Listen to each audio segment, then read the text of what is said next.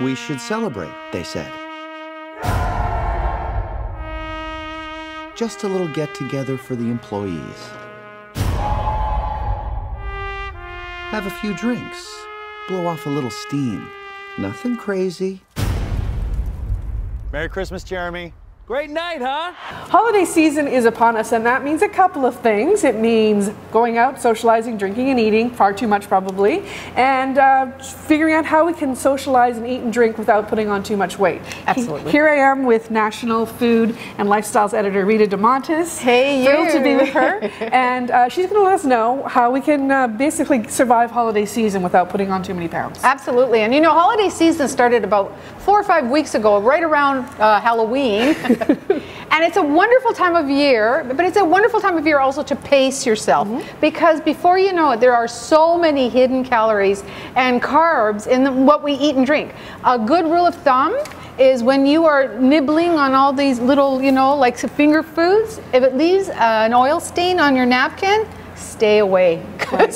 4 or 5 of those and you're finished for the day, because you can rack up to 4,000 or 5,000 calories a day with just a couple of drinks, a couple of finger foods. You know, and those little shrimp cocktails are great. You should stick with those as opposed to the phyllo wrapped you know, cheese. Oh, and cheese. Watch the cheese, folks. Cheese. We love cheese.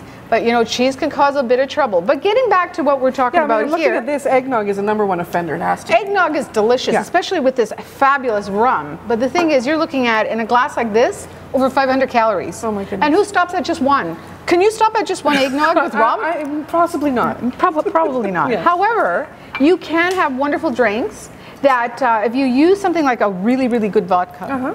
And the secret to a good vodka is you put it in your freezer and it just brings out the depth of flavor beautifully. And you can zip it and spend the whole night zipping 1 or 2, and you're racking up maybe 250 calories. Are you saying zip?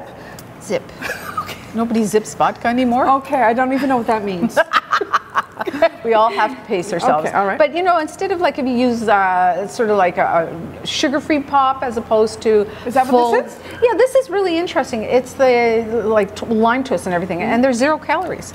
So if you mix your favorite, let's say rum or vodka or gin. Gin is actually very, very low in calories, which is amazing. Now, speaking of cocktails, they're going quite eclectic this year. Yeah, you know, they're having a lot of fun with the cocktails. They're layered. People are taking courses on how to make great cocktails, and they're using levels of expertise that would really, really put to shame your local bartender. That's what I feel. Yeah. What are we talking about? We're talking about cocktails and how they are really, people are learning to blend and use organic, and they will grate in fresh ginger as opposed to anything. And they try, I mean, they're becoming very, very creative. What about something like wine, which is wine is lovely, and you know what? You can enjoy it even more if you dilute it with sparkling water. Oh, okay. So a spritzer. A good spritzer is great. It's about 140 calories, depending on the wine. Usually red wine, you don't want to put a spritz in a red wine, but you do want to enjoy it. That's the whole point.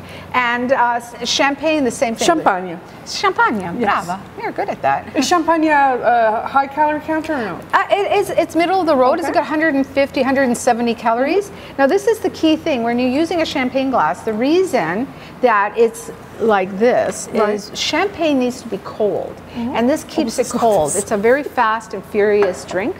And glasses like this, where you have the small, allows you to enjoy a good champagne the way it should be, sparkling. The moment you lose the bubbles, you lose the whole experience, the champagne experience. So Rita, we've kind of got an idea of how to count calories and trends, but what about things that you might add to a cocktail? So the accoutrements. The accoutrements. Well, you know, the accoutrements are great because you can eat the whole thing.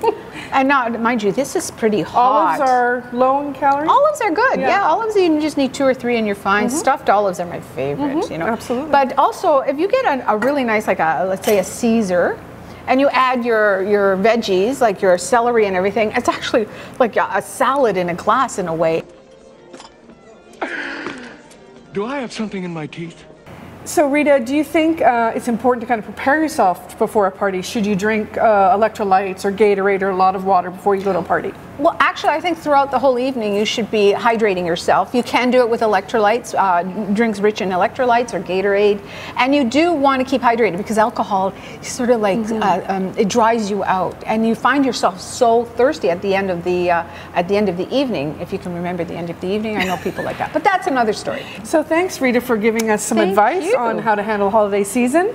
Please let us know what you think on Facebook and Twitter, and please subscribe to our YouTube channel. And don't forget, don't drink and drive this holiday season.